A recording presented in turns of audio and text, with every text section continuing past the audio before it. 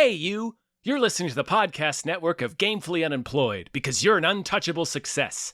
To support us and gain access to great exclusive shows like our brand new Supernatural watch-along Himboos, head over to patreon.com/gamefullyunemployed. You'll also get your lucky little mitts on hundreds of episodes of our other exclusive shows like Tom and Jeff Watch Batman, Star Trek The Next Futurama, Spiel Boys, and the complete series of Fox Mulder is a Maniac. We do movie nights, game streaming, regular mini-series and surprise shows, and you can even commission your own podcast about anything you want, within reason. You have nothing to lose and everything to gain by heading to patreon.com/gamefullyunemployed.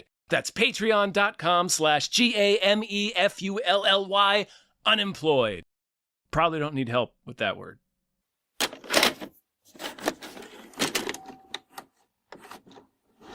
Andy Richter. Yeah. I didn't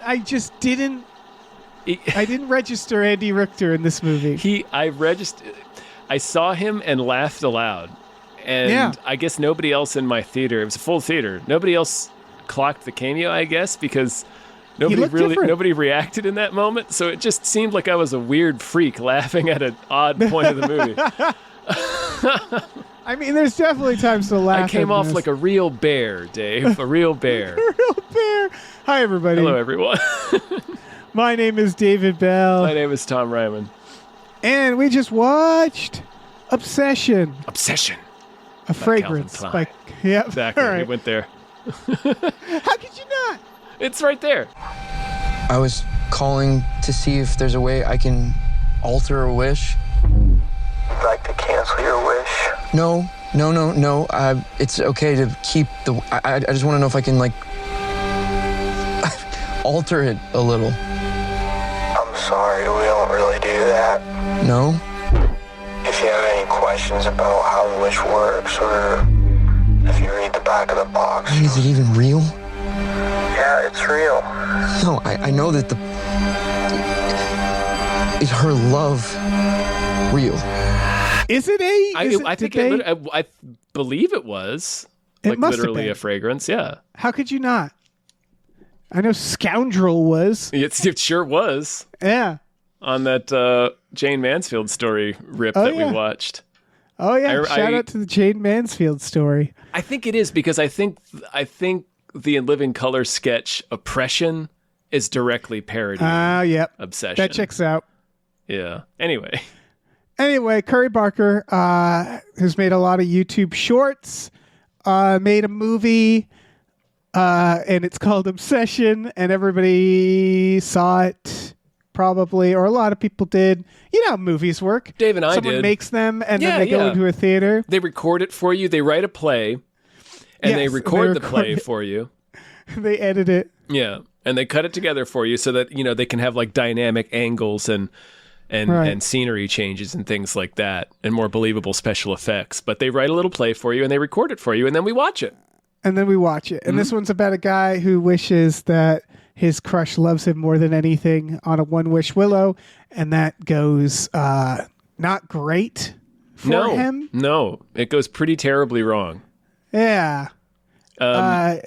It's sort of a spin-out of a Twilight Zone. I mean, this is an old premise, but there's a famous Twilight Zone episode called The Chaser. Right. Apparently, this is how old of a piece of shit we are. Where this made me mad at him. He based it off of Simpsons Treehouse of Horror, and I'm like, well, that's based off something else. Or rather, he said he was inspired by the Monkey's Paw one, and I'm like, oh, that's such that old story. Yeah, Simpsons, I was inspired by the Monkey's Paw episode of The Simpsons. You mean you were inspired by the Monkey's Paw? Yeah, I think that's adorable. The monkey's paw. Yeah. But anyway. Curry Barker. It's however it reaches you. It's media and art and expression is all iterative. We wear all of our inspirations and influences as we create new things. Anyway, sorry, Dave. No, it's just I don't like it that people are younger than me. And Curry Barker markedly is clearly younger than us too, man. Yeah. Wow. He's probably like 13 or something. Also, I have to issue a correction. When we did Hypecast, I fully thought this dude was Josh Hutcherson, and he's not. No, he's he's kind of Franco adjacent. He has is, a Franco to him. He or really like looked, you said, Josh Hutcherson. yeah, he looked like the Hutch in that teaser trailer, in the one scene where he's on the phone with customer support. So but yeah, you for the rest of only the saw movie, the teaser. I huh? only saw the teaser. Okay. Yeah, the trailer gives away the game a little more, but you can kind of assume how badly it's going to go just from that teaser. Yeah, you see the state he's in Yeah. when he makes the phone call. I also, well, first of all, how'd you like this movie, Dave? Oh, I quite enjoyed it. I really liked this movie. Yeah, I think It was this is more. like- I'm sorry. Please finish your thought. it's just such raw talent, like across the board. Everybody is just cooking so hard, and Yeah. it's just, it was one of those movies. It had like, it was that one of those movies where the audience is howling, not Yeah. necessarily because it's like we're laughing at the film. The movie knows there's scenes that are fucking funny and tense. It's like an I think you should leave sketch at times, but way more menacing. Yeah. It's great. Yeah. More grounded. yeah. It's like a grounded. I think you should leave sketch. It is, and it like uses, Sit with that. Sit with that. That's terrible, right? I That's know. awful. The main actress is She fucking is so good. My goodness. This is killing it. This is what I was going to say is this is way more upsetting than I expected it to be. This is scary. Oh This is yeah, a scary it's a scary movie. She's scary. She's Even though, terrifying. like, you could probably take her out, with a baseball bat. She's scary. Yeah. She's frightening. Yeah, she's very frightening. And the performance is next level because we learn, although the movie never explicitly says it, but we learn through little bits of her performance and then more explicit pieces of information that comes out. But like I said, the movie never comes out and says this fully. But she is being John Malkovich. Yeah. She is being held. Her whatever essence makes her is being held prisoner somewhere, and there are moments where she is able to break through and scream for help. Or there are moments where she breaks through and just screams in horror at what's happening to her. Yeah, this uses every part of the concept because it's like they make it pretty explicit. Like, it's an assault. Like he is doing an assault on this girl. Oh yeah. Like we don't like the main character for the record. The movie doesn't like the main character, and it punishes him accordingly. They do the smart thing of, well, first of all, just to finish the thought I had is I was highlighting all that just to point out is the actress often does all of those things in a single shot, not just in a single scene, in a single shot. She'll go between menacing, breaking through, back to whatever golem is inhabiting her body, still being menacing, then apologetic, then weeping, and then it's great. Wild performance. The part where he first makes the wish is so good because she's like she doesn't quite. You can tell she doesn't understand what's happening to her. Yeah, it's so dark. It's so fucking dark. And she's like a predator at the same time, where she's like lying about. She's like a spider.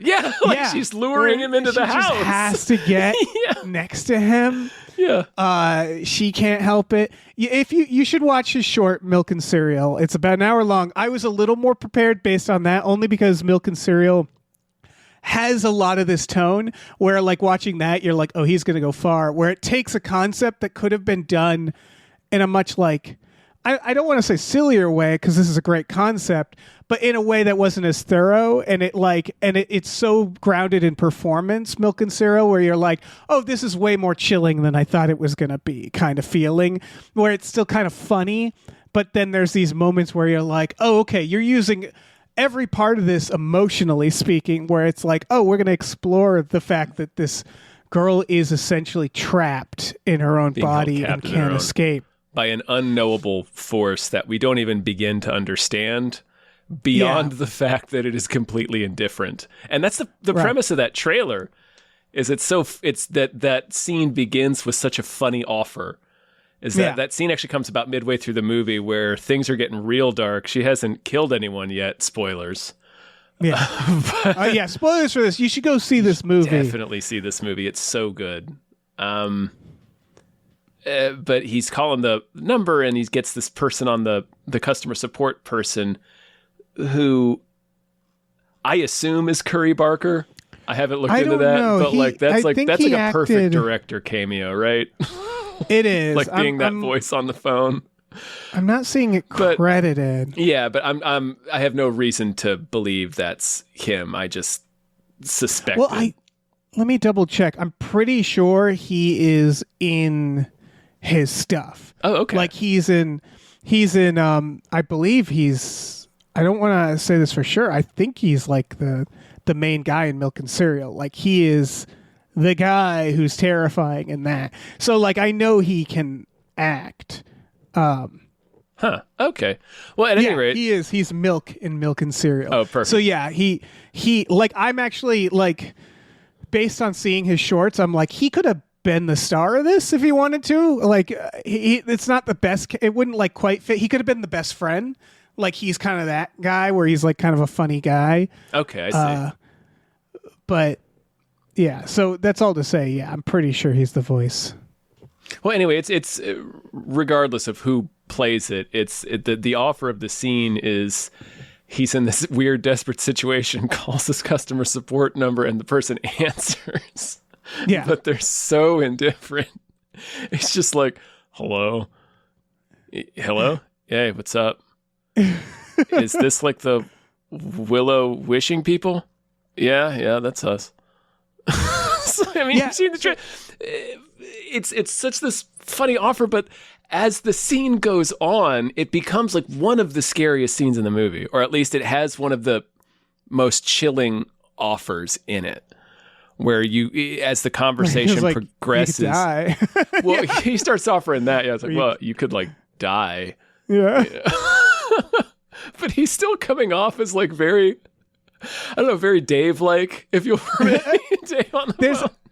I really like this aspect of it because there's like a monkey's paw, right? The Simpsons does this joke that they actually do in this where it's like where did that vendor go? He's right over there. Oh, he's right over there. You're right. It is literally the Simpsons monkey. I guffawed at that. That was great. Well, because the rest of the theater was like a little quiet, and then I had a big reaction to that reveal. Oh, my theater exploded. They thought that scene was great because here's the thing about a horror movie, right, is like you could see that the terrible producer who's like, we really need to know the lore of the One Wish Willow. Like you can see that in other horror films where they get like bogged down with like the rules. You know, where did this thing come from? And it's like, who made gives it? Who put shit? it there? Why now? It's like sometimes a magical vendor appears by the roadside. Right, and most movies handle it with horror. They handle it by like magic. Yeah, like that's the monkey's paw joke. Where it's like it's mysteriously vanished, and it's like, why? Don't worry about it. This, instead of doing that, it uses indifference.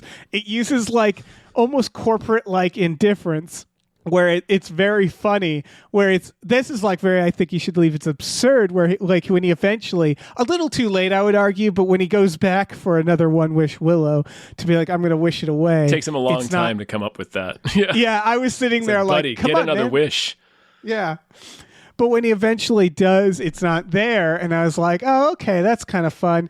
And then the shopkeeper is like, I've never heard of that. No, just kidding. It's I'm right just fucking here. with you. I moved it over here. Yeah. And then what makes it even funnier is everybody's just fully aware of it. Yeah. The shopkeeper is like, what'd you wish for? It went bad? Oh, that doesn't sound so bad. And then even the shopkeeper's like, well, you could die or kill yourself.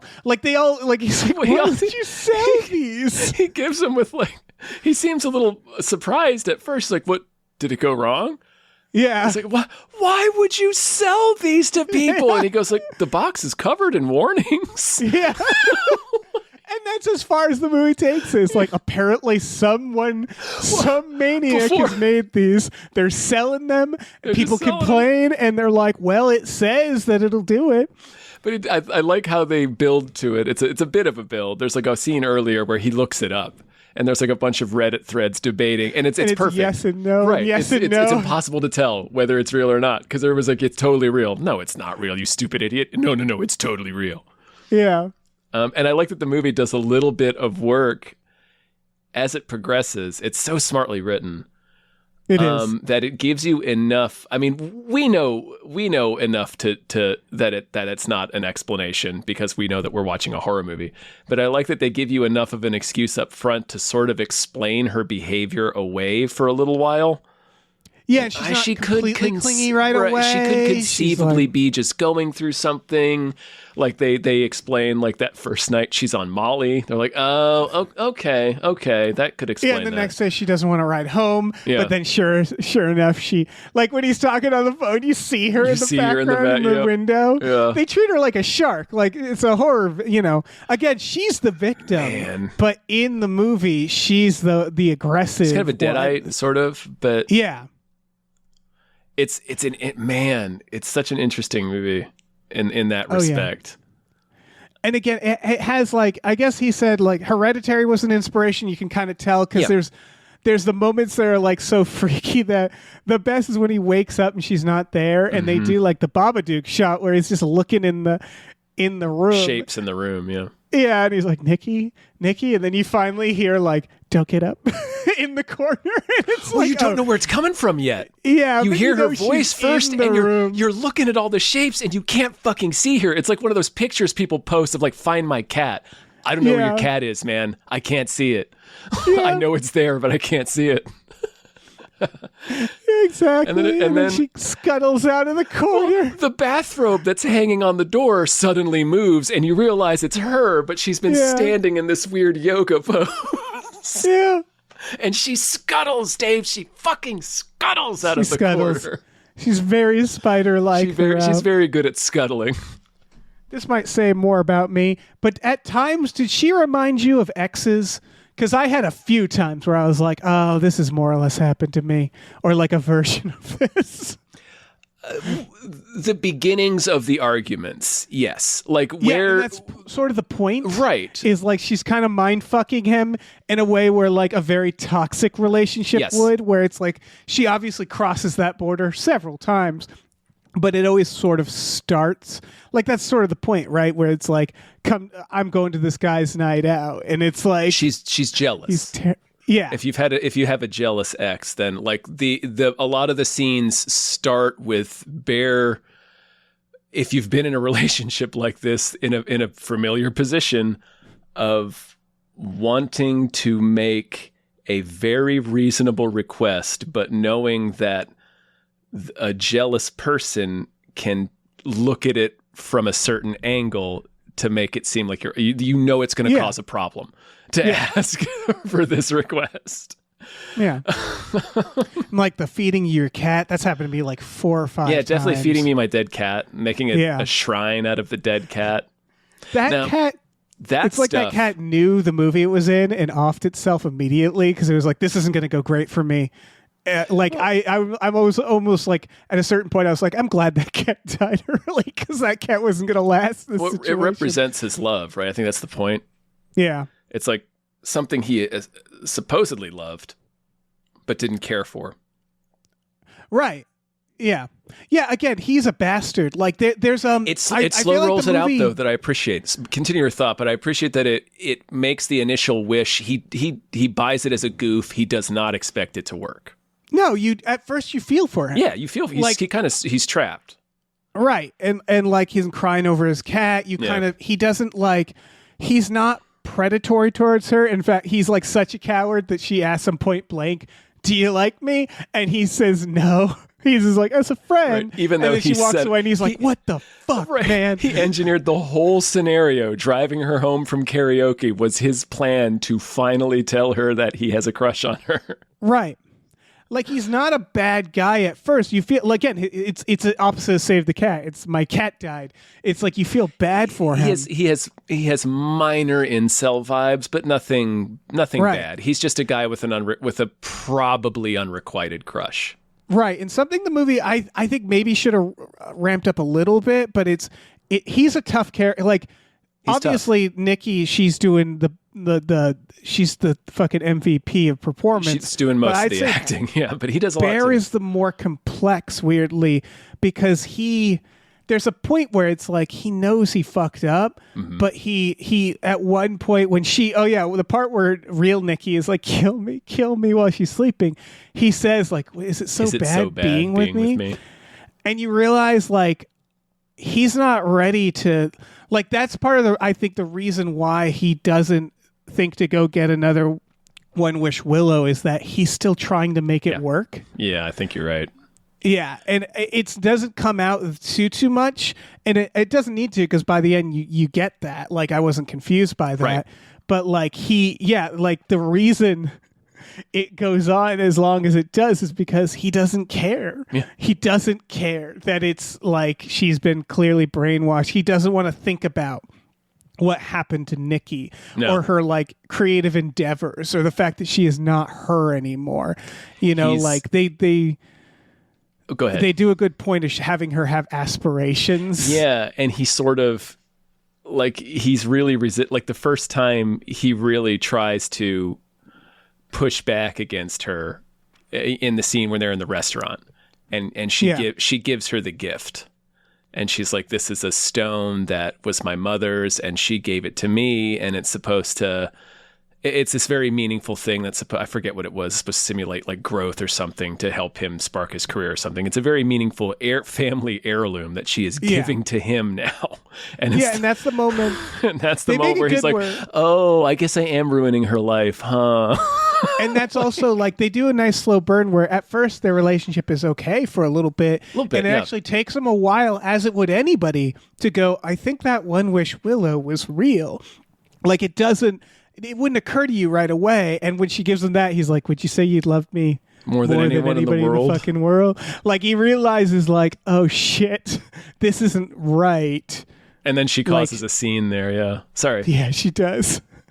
Her scenes when the kiss the person to your left happens, that was very funny. Oh man, oh my gosh, that character Sarah. It was one of those where you're like there was a few just dead meat written on her face. Yeah, the part where they're like in the store and she doesn't get accepted, she leans on his shoulder. The audience I was in went like, oh shit, no, like everybody, it's like a horror movie. Like don't go in there, don't go in there, don't. Like it was like, oh, she's dead meat. Yeah. Yes. There's no way. When they're in the car, I was just like, do it. Just do it. I know it's going to Oh, you know it's coming because it keeps doing the shot, reverse shot. And it's steady. It's fixed on him, but it keeps doing the slow push on her. And that's what's interesting about this movie is like, it's not jump scary. No, and to the fact that the jump scares are telegraphed because they know you know. And that's not what's fun about the movie. No. It's building the tension is fun. And Nikki, and like the moments where like keep her in darkness a lot, where she's just standing there and shit like that, where again it's like it's such a good performance because you could take her out with a baseball bat. You really could. She's not supernatural. Well, she is, but she's not she is, immortal. yes, but... She's flesh and blood. She hasn't gotten stronger. She's weirdly like the feeding the cat is like, I'm not sure why she did that. Oh, I'll tell you my theory there. Oh, okay. That's the real Nikki. Oh yeah. Because you remember the notes she's leaving him. Like there's everything You're right. everything she does elsewise are the hyper extreme actions, but the actions of a jealous lover. Right. But the stuff that is specifically attacking him, like she feeds him, she makes a shrine to his dead cat. There's no way you could misconstrue that. There's no way you would ever think that was positive. Yeah. She feeds him his dead cat and then leaves him a note on the lunch that says, for my burgeoning food critic, because he talks about wanting to be a food critic. And then reverse side of the note is, what's the verdict? Cat. Right, because... And it's a picture that says, you circled, and then her circled and says, not me. So like I think that's her break. That's moments where Nikki is breaking through and is able to redirect her rage at Bear because Bear's keeping her trapped. Yeah, and there's this idea that like she had aspirations, and now like all Nikki is like this prop just for this his this prop food. in his stupid fucking life. Yeah, he wants to be a food critic and like doesn't hasn't thought about that at all. Like, he Nope. doesn't actually No. like have that aspiration. Yeah, and it's almost like ultra sarcastic, like, to my little food critic.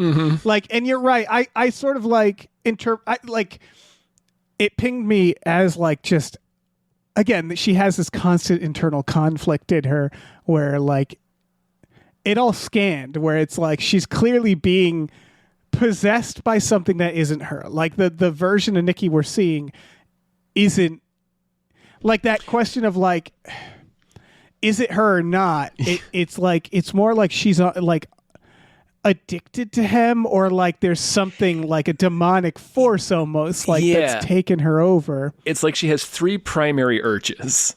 2 of them are being controlled by the wish, which is to be completely devoted to him and defend, attack any perceived threat to that devotion. Yeah. But then the third impulse is Nikki trying to get out. And I Yes. think that's where the stuff where she's like just all feeding him his fighting. cat. Yeah. And screaming.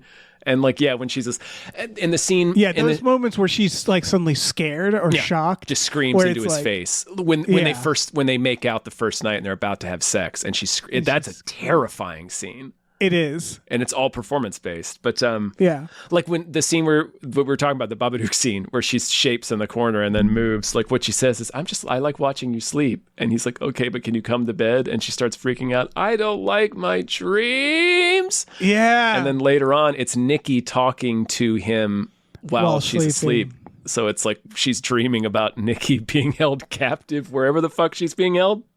It's kind of a possession movie. It actually exactly is a possession movie. Sort of, yeah. It's very Exorcist. Like by the end, she does not look good. She's everything has gone terribly wrong, you know? This movie is very smart in terms of budget because it's basically a series of rooms with some blood and like a couple makeup effects, one specific corpse. Very upsetting yeah. corpse. They get a lot of But mileage it's- out of those corpses. Right, and it feels kind of huge in terms of like it's not a slow burn, but it escalates in just the right amount of ways, you know? It's well paced. Yeah. And its villain is mostly just this actress dressed normally. It follows where it's like there's shots like when he first goes to work the first time and she's out of focus in the background and you can see she's just looking at him the entire time. Oh, like she when never he's looks talking to his away. friend. Yeah. That's such a good shot. Yeah. It's blocked so well. She's out of focus at the register, way in the background, just turning and looking at them, and she does not move for the Right. entire conversation. And again, it was a moment my audience was laughing and I was laughing because it's like, again, it's so freaky. You're watching a dude about to step into a shark pit, right? Yeah. You're like, dude. And it's that absurdity of this, like, yeah, let's take this idea to the most extreme and natural conclusion of like her just being an absolute maniac when he wishes for $1 billion. And it just starts falling from the ceiling. Yeah, the music like swells of like the he's fucked moment, but there's just $1 billion. $1 billion falling from the ceiling. Falling. That was the one thing that pinged me about the movie is after that scene, right? He leaves his buddy's house. I forget his friend's name. Ian, that's right. He leaves Ian's house because he goes to Ian's house to give him the wish because you only get one wish. He gets the second wish and tries to make it, but he can't break the stick to actually seal the deal. You only get one wish per person. So he goes to his friend Ian to try to get him to make the wish. Ian won't do it because he thinks he's bullshit. And then finally he just says, fuck it, I wish for $1 billion and breaks the stick. And then Bear's like, no! And $1 billion instantly falls from the ceiling. But he has more. He bought a bunch. Yeah. So he gets up and runs. Yes, he has more. He gets up and runs out. And the next scene is him back at the house trying to convince Nikki to do it. Because I think the shopkeeper suggested it, right? He's like, well, she'll do anything for you. do anything for you, right? Have you tried maybe asking her to break one? But while he's there arguing with her because she's finally like going to MS him. She's pulled out a gun. Yeah, she's going to do an old MS. They're in an MS situation. We hear Ian at the door being like, dude, the wishing willow is real. I have $1 billion. And Yeah, then he it's like, walks you in and knew gets that shot in the back face. there. And it's like, yes, we know. Bear knows. We saw him see you wish for and receive $1 billion.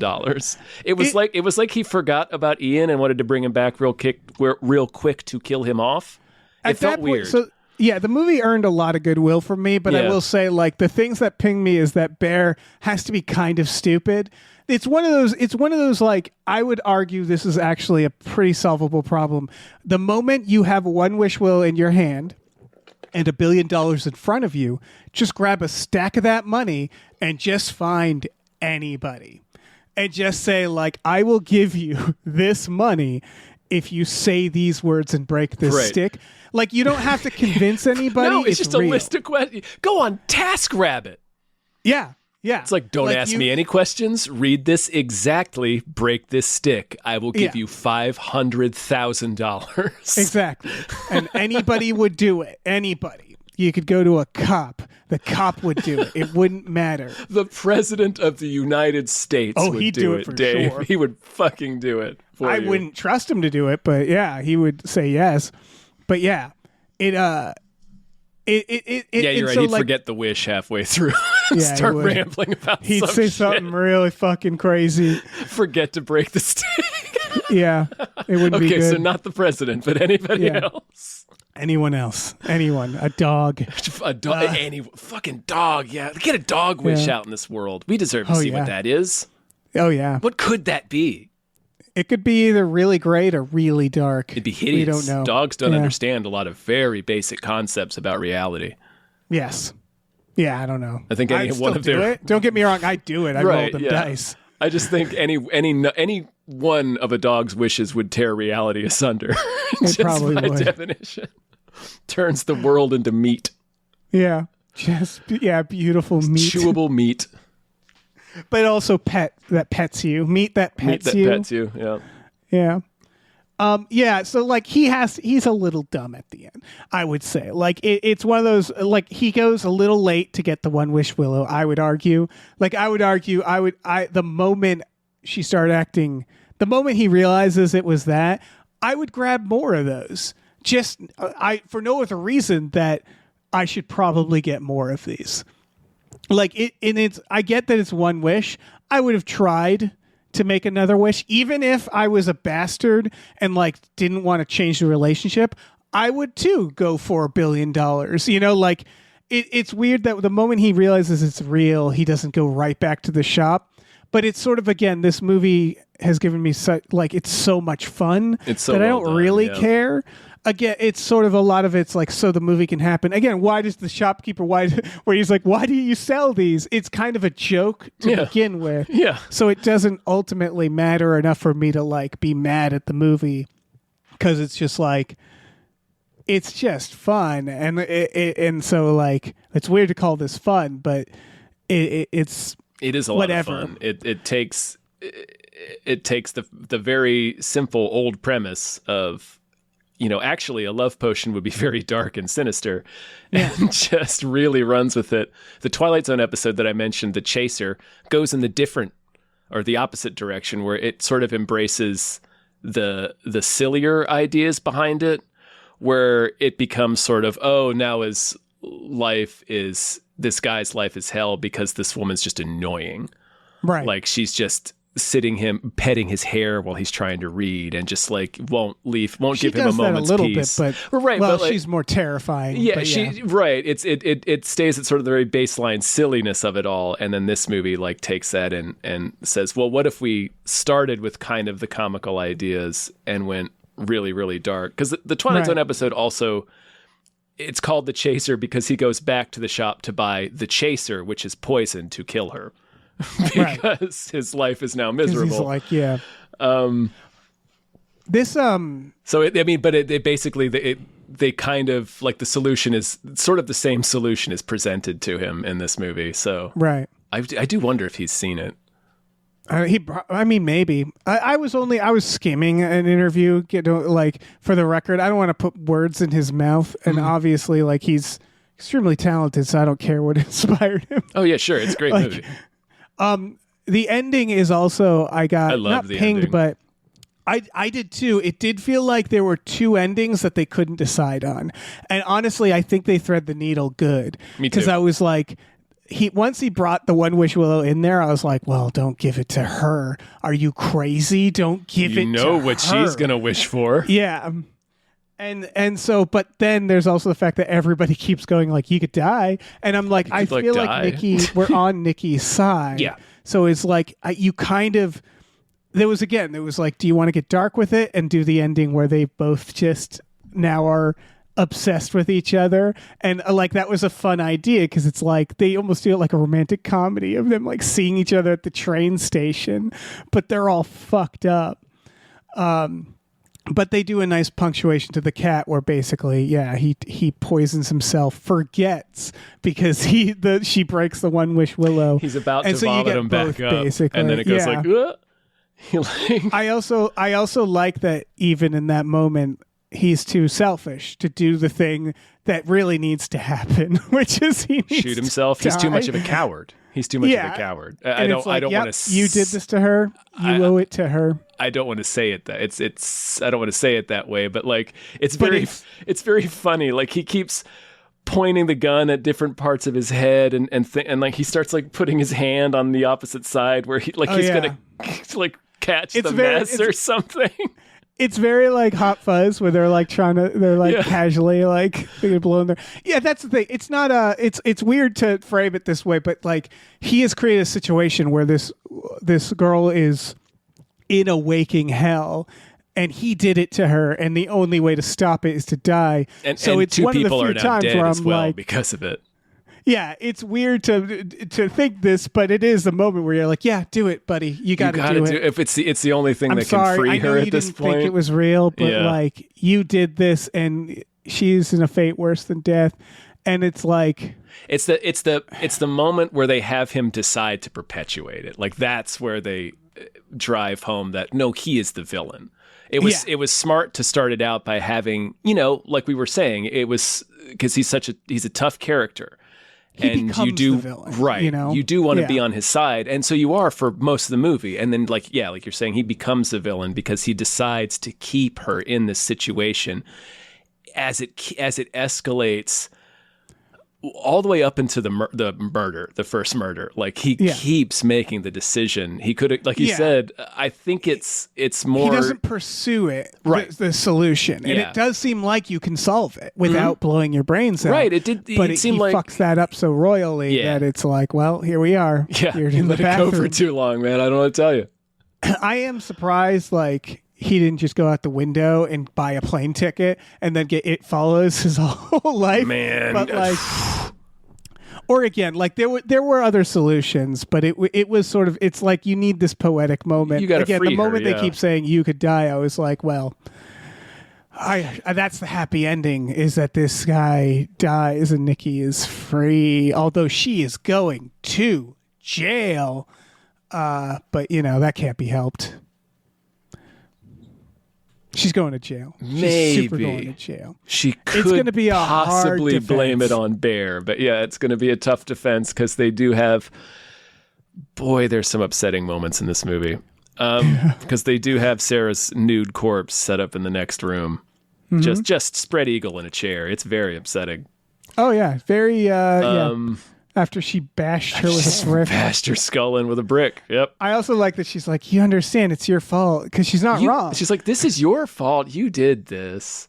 She says at one point, like, you wished for this. So there's this idea that this version of Nikki is like aware of what's happening. Like the evil version is. That's what I think. If I were Nikki in this movie, at the end of this movie, I would run to go get one of these One Wish Willows and maybe. She could maybe. Oh no, she did a wish. She made a wish. Fuck! Oh no. Yep. I'd still grab one and see what I could do with it. Yeah. Get some of that money. Hope. Get some of Ian's $1 billion. He doesn't need it Yeah, anymore. I just wish this all didn't happen. Let's wish that old Bear never made his wish. Yeah. Although that could create a time loop. Yeah. You never know. She could give just you a be pet stuck in this cemetery loop. situation. Yeah. I mean, the One Wish Willow is clearly not on your side, No. Although it seems like if this is, I mean, this is the wish thing, right? Is like, this is why you wish for $1 billion, because $1 billion is what it is. I mean, if a genie is a real bastard, it would like take it from a bank and frame you or something. Right. But it's like, yeah, keep it simple with your cursed wish. Turkey's a little dry. Yeah, turkey's a little dry. Turkey's a little dry. Yeah, that scene I had mentioned earlier, the customer service scene becomes one of the scarier or more upsetting scenes in the movie, because as it progresses, the dude on the other end, you know, as you see in the teaser, he's like, is it real? And he's like, well, just because it's what you chose for doesn't mean it's not real. And he's like, yeah, but is it like, it can be like adjusted or cancel it, or is there any way we can like, he asked basically if he can do you want to like fill out a cancellation? Like, file a cancellation report, or well, no, can we just like adjust it? Well, we don't really do that here. Okay. Well, can I file a cancellation request? You want to make like a request to cancel? Yeah. We don't really do that here. Yeah. And he's like, well, then why did you say? Well, I was just trying to intuit your response, sir. But he eventually asks if there's any way they can adjust it, or if like, I think she's happy. And then you just, all of a sudden, this intense... He says, do you want to talk to her? Yeah. And then this intense screaming starts coming in the background. And he's like, you want to talk to her? It's like, what is that? It's her. Do you want to talk to her? And it's like, it is the most upsetting screaming you've ever heard. Because I think that's the moment you truly realize like she's what in is prison, happening to her. Yeah. That's the most explicit they get, I think. I mean, the part where she says, kill me in her sleep. That's true. And says, it's real, it's me, she's asleep. That's true, yeah, that's true. Yeah, I think they make it pretty clear, yeah. But like the parts where she just kind of screams every now and then, you're like... I still got that idea of like, oh, there's these moments where she's breaking through or it's wearing off for a moment. Because they also, obviously, they also add in the layer of like, and this is a good idea, is at the beginning, you're not sure if she likes him, if she's like into him. Yeah, you can't really tell. And so like, it makes it like more tragic where it's like, it seemed like he might have had a shot had he not done this. But then you learn later, like, nah, she thought of you as like a little brother, man. Yeah. And so it's like even worse. Yeah. Because like, no, there was no part of her that was into him that's now doing this. It's again, they use every part of it where it's truly horrifying. It's so and dark. yet it's also extremely funny at times. Like it's like that laughter that you feel like you're going mad, where you're like, this is fucked, but it's just like, it's so over the top. And she's so fucking good. Man. It's such a many good scenes. It's just such a good trick where on its face, he's the prey and she's the predator, but we know that's reversed completely. Like and by the end, you kind of know that. Like by the end, there's this feeling of like, he says like, you gotta have a responsibility to her, the customer service guy on the phone. You have like a moral responsibility to her. Yeah. Yeah. Where it's the feeling of like, at first she's like preying on him, and then you realize like, no, she's basically sick. Like he has made her sick, and like he has that, and like again, he is the villain, but to his credit, he sort of like, you can tell he knows these things and he feels guilt. Like he's not a sociopath. Right. He knows this is wrong. Right. And like the moment people are dying, he reacts to it. So like, he's a villain, but he's definitely like, you're sympathetic to him. Like you're like, again, he's the hardest journey, I'd say, where it's like, yeah, he's less sympathetic than Victor Creed not Victor Creed. That's Sabretooth. Creed, whatever his name is, the doctor in Pet Sematary. Apollo Creed. Oh yeah. That guy. By the end, you're like, you fucking idiot. Right. Come on, he's literally dug his own grave by the end. But in the beginning, you get it because his kid dies. But rather, it starts out with the cat dies and he doesn't want to tell his daughter about death because she's freaking out about it. I'd always argue the moment that cat's like, And he's like, bury your kid in there. And it's like, no, don't do Maybe that. don't put the kid You in know there, not man. to do that. Don't do that. That cat went someplace and it wasn't anywhere good. Yeah, sometimes dead is better, sir. What if it was Judd Crandall on the customer service line? That's the wish you put in, wasn't it? That'd be amazing. Yeah, it's a moral obligation to her, don't you? Would you like to talk to her? She's right here, screaming her mind off. She's in the soul prison right now, just screaming her incorporeal head off. If you'd like to speak to her right now. That's right. And I'm like, are you doing the guy from Pet Sematary? Judd Crandall? It's like a dated reference. I don't think Yeah, kids it's weird. understand that one anymore. It's weird. I think. Yeah, again, I was just going to say the escalation at the end, I just really appreciate a horror movie where, again, it's just people in a room and it still escalates to this. It goes exactly where you want it to go. Mm-hmm. While but still, further again, than you expect.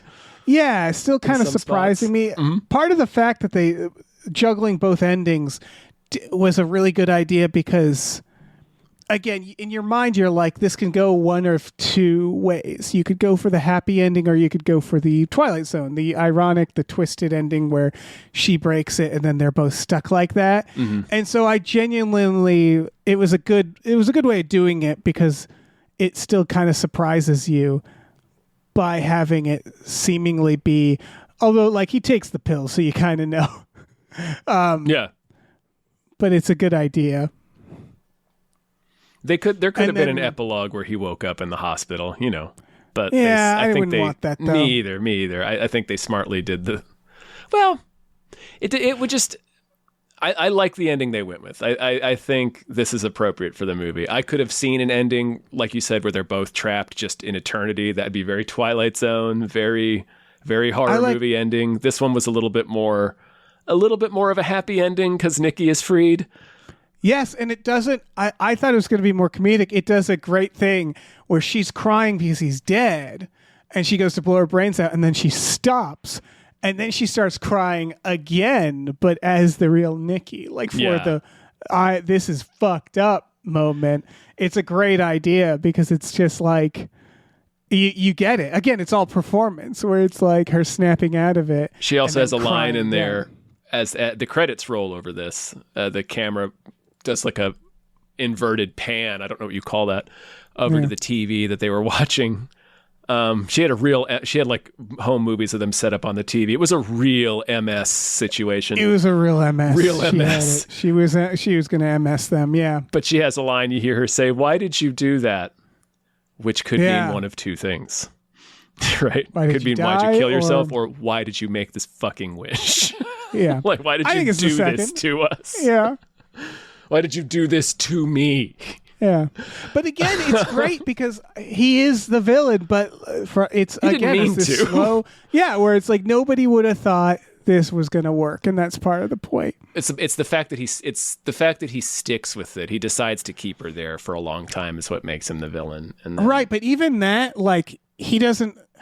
Again, I would go get a one wish will immediately, but you could argue that he like that option of like you could kill yourself or kill her as being the options presented to him. You see why it might take him. you a resist while. that for a minute. Yeah, you're like, Yeah. surely but he's not pursuing it. Exactly. He's just not trying to pursuing a solution, manage her, is what yeah. it is. Is that he's not even trying or thinking about No. it. He doesn't care for a while. And that's what makes him a bastard. Yeah. You know, like He spends it trying to manage and disguise the problem and pretend like nothing's going on. And then he starts getting irritated at his two friends, Ian and Sarah, for having their own theories about the relationship because they can clearly tell that something is fucked. They just Right. don't quite know what it is. So a lot of ideas get discussed in here, like codependency, addiction again. Like there's, addiction, trauma bonding. yeah. There, and then also the idea you mentioned, he's basically, this is caring for a sick person. The idea of caring for somebody in hospice comes into play because Nikki, possessed Nikki, evil Nikki, makes up a lie about her father having cancer to sort of explain why she's suddenly so clingy to Yeah. Bear. And so they again, throw all those ideas out there as things that, anyway. So there's a lot of there's the ideas about dynamic toxic of, like, relationships. emotional abuse where again she seems like she's on her face the one where she's like, she freaks out if he goes out, but you realize eventually, he's the one who did this to her. So, and like, I love that idea when they're like, he wants to adjust the wish before canceling it. And that's again, that's always his state where he's like, can't you just be Nikki? As he keeps saying to her too at one point. Can't you just be normal? Can't you just be Nikki? Yeah. All right. And it's that idea of like, well, which is it, buddy? Do you want her to love you, or do you want her to be her? Because the real her didn't love you. Yeah. And that's just such that on alone is like a great little message of like, sometimes if you're into someone and they're not into you, you have to move on. That's that, That's the way it works. Yeah, because the person you're into, part of what makes them them is that they're not into you. That's what they are.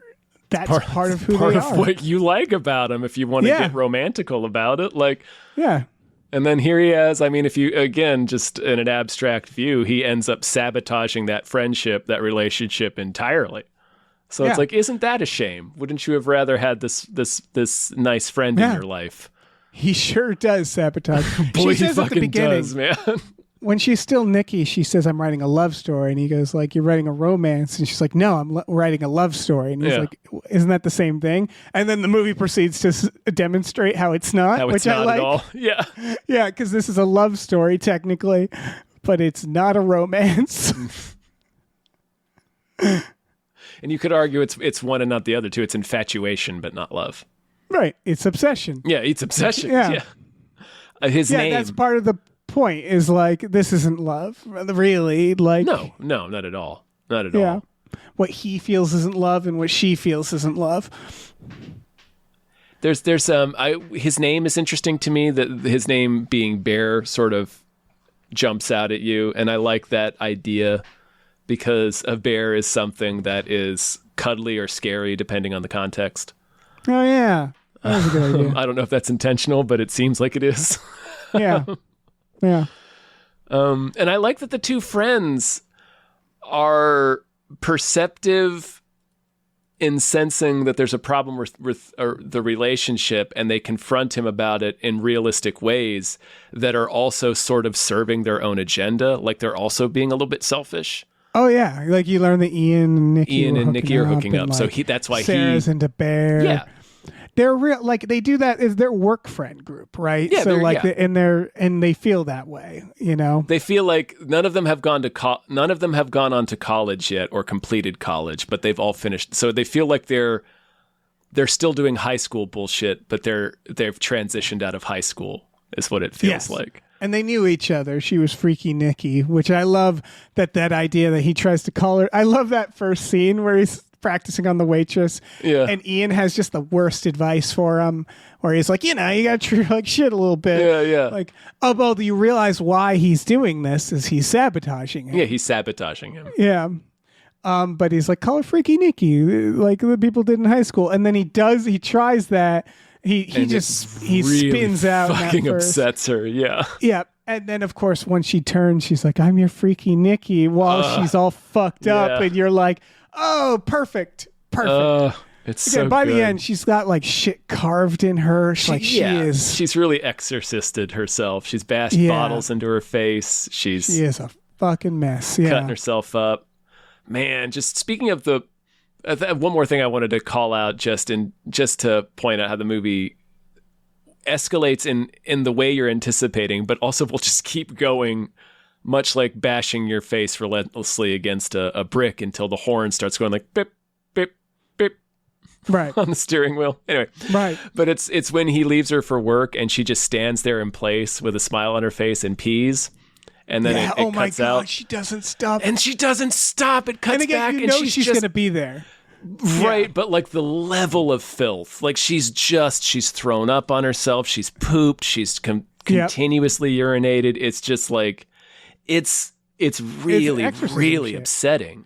I love that, by the way, that part before it, where he's talking to her and they're talking and she's like, all right, have fun at work. And he turns around and like you see his expression, but you don't see what he's looking at. And they keep talking for a while and finally they show the reverse and she has duct taped the fucking door shut.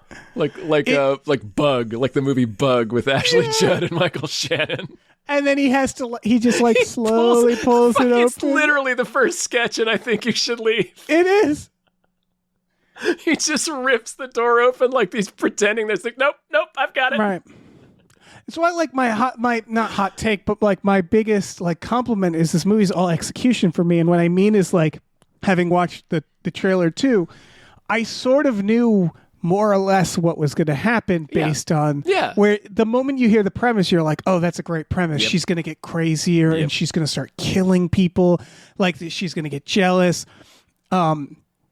And like you kind of knew like this is, and like I think even in the teaser they say unless you die, so it was like you kind of see the broad strokes, and like again that moment where she stops and she just stands there, but what really just does it is her smile, where it's like I can't even fully describe how good her smile is in that scene where she just freezes, and like stuff like that where it's like. It did surprise me because the execution was so fucking good, from everything from the directing, the music, to her acting, to his acting, where it's just like all like it was just so well fucking done. Yeah. And it still surprised me in the sense that it's like it treated her like a supernatural being, like those shots where she's just in the darkness and she's talking to him, or like when her face is often shrouded in these scenes because it's not her, it's not actually Nikki, and that does a really good job at showing that. It's just noises of like when he's talking to her and she's taking a shower, and then you just hear her probably punch the wall or the mirror, like you hear the rage when he says like it's a boys' night out. Yep, and the faucet just abruptly snaps off. Yeah. And it's just my favorite of the shrouded shots, which they're all so good, and he doesn't relent. Like they're lit perfectly. Whoever the cinematographer was, like the light never lets in on those shots. And my favorite one was the first night after the weirdness, the first night after the wish, where she comes back to his house and she's wearing that dress and she's talking to him in his doorway, and her face is completely shrouded, but there's enough light where you can see it reflecting off of her eyes. So it's just a little slight reflection from her eyes. It's not eye light. She doesn't have eye light. Yeah. it's so fucking good. It's possession. Yeah. You can so see good. why. Yeah, you can see why. Like clearly, they saw test screenings of this movie and then gave him Texas Chainsaw Massacre. Right? He's doing Texas Chainsaw Massacre. That's right. And you can see why they were like, it doesn't really matter how good this movie does. We can see that he's a good director. Like. And that, like, give him something. He wants to do Texas Chainsaw. Yeah, give him Texas Chainsaw for sure. Yeah, like for sure, I don't love that they're making a new one, but I know it's going to be well directed. Like based on this, at least I'll watch this director's version of it for sure. He's making another movie. I think he's writing called Anything But Ghosts. That's a supernatural about ghost hunters and like, and I love the title Anything But Ghosts. I will. Yeah. I'm so excited for that, for whatever that ends up being. Boy, I liked this movie. This was very good. Yeah, it's fucking terrific. Man, man. Anything But Ghosts has fucking Bryce Dallas Howard and Aaron Paul, and the guy who plays Ian in this, who I think. Let me check him. He seemed familiar he's also, too. I think he might be in Milk and Cereal. I'm not. I think he's basically like, he's in Milk and Cereal. I think he's one of his people who's been with him for a while. That makes sense. Yeah. Yeah. It's, God, what it fucking... Check it out, man.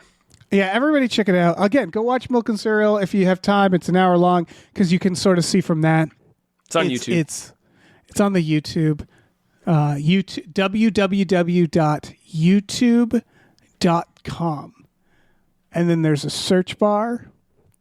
Hypertext transfer protocol : / World Wide Web. What does COM stand for? I don't Communication. fucking know. All right. I don't even know Obsession. if what I said about HTTP is correct. Yeah. Who can say? I learned once. I had like a computer class where they told you all that Me shit. too. Yeah, man. yeah. It was 30 years ago almost. Yeah. Yeah. So Back when I guess they thought that would matter that we they don't even teach typing anymore, Dave. I know. That was cutting edge when I was in Oh yeah, middle we school. used I'm old as typewriters. Christ. I remember when we switched from typewriters to computers, and the teachers didn't know you could just copy paste. So it'd be like write the sentence over and over again, and every kid would just Control copy V, paste buddy. it. Yeah, like it was that moment where I realized, like, oh, we know more than the teachers about you've evolved computers. past them. Yeah, you are Frankenstein's monster. Yeah, we're gonna get them, I don't have anything else to say. folks. We have a Patreon. We do. Patreon.com/gamefullyunemployed. GAMEFULLY unemployed. That's our jingle. We make. Do you know Michael Jackson killed the jingle? Sort of. He doesn't matter. He made a Pepsi ad where he did Billie Jean instead of a jingle, and then they were like, "Oh, artists could just do a parody of their own songs," and then that got more and more popular, and that's why there's no jingles anymore. Right, because you can just pay like a fee. Yeah. And then they realized, like, you can do old songs. Like, you just parody an old song. Yeah. We don't need to pay, like... We don't need to pay somebody to jingle write industry. a new earworm when we can just license an old one and just write Pepsi into it. Right. Anyway, listen, for $5 a month, you get access to a bunch of exclusive podcasts like Tom and Jeff Watch Batman, Fox Mulder is a Maniac, Star Trek The Next Futurama, Spiel Boys, our Supernatural podcast, Himboos. Boy, would the Winchesters have a tough time with One The Wish Wishing Willow. Willow. Boy, I bet they encounter a genie. Oh, We're they only better. 2 seasons in, everyone, They fucking listeners. better. So if you want to get in on the ground floor of our Supernatural watch along, now's the time. Invest now. Invest Yeah. today. We just started season 2. I think we're just about halfway through it. Right. Maybe not even we that also much. watch movies every Friday night. If you want to kick down more, we watched On Deadly Ground and Christmas in Connecticut last time, but don't let that soil you on the experience. The theme- we watch great movies. We often. do. We watch fun movies. They are very often joined by a theme, a secret Yes, theme secret that you all theme. get to try and guess. The theme for those movies was films directed by action stars, Steven Seagal and Arnold Schwarzenegger, respectively, who only Who made never one film, directed again. never directed again. Yeah. If we the have answer fun. of who was the better director might surprise you, So yeah, check that out. Check out our Patreon. do it, please. We also have a store. Head over to GameForTheUnemployed.com where you can find a link to our Teespring store where we have all kinds of cool original artwork by cool original artists like Michael Vincent Bramley, Starlene Hodge, Justin Brown, and others. So please check that out. Please rate and review our podcasts wherever you're listening, and also check out our other show, Badical, Badical, also wherever you are listening. That's our Mortal Kombat improv parody show. Yes. That is, occasionally up there. I'm almost done with season 1. Almost done. But yeah, go check it out, please. It's a lot of hard work, but fun. Where do you think the One Wish Willow came from? I have an answer. I assume the magic shop in Disney, Oh, that's a good one. Disneyland. Disneyland just started making those, and they're Right, like, I feel like "Whoops." Walt. I feel like Walt sort of had like a Nahum Marsh or an Obed Marsh like relationship with the Deep Ones off the coast of California. He made some like dark bargain Yeah. with some cyclopean terror. Yeah. And part of that bargain was populating his magic shop with these wishes. And Yeah. that's how he pays for the Disney empire is these wishes get to claim souls every once in a while. All right. I was going to say dragon shit, but I think yours is better. Hey, listen, our music is produced by Chris Corlew. You can find him on twitter.com as the Corlew or go to shipwreckedsailor.bandcamp.com. Our channel artwork is produced by Michael Vincent Bramley. For more of his work, go to mvbramley.art.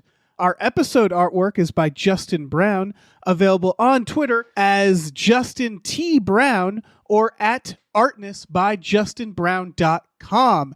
And finally, additional artwork is by Starlene Hodge. You can find her work at starlenearts.com or on Twitter as StarleneX. Cool. Goodbye.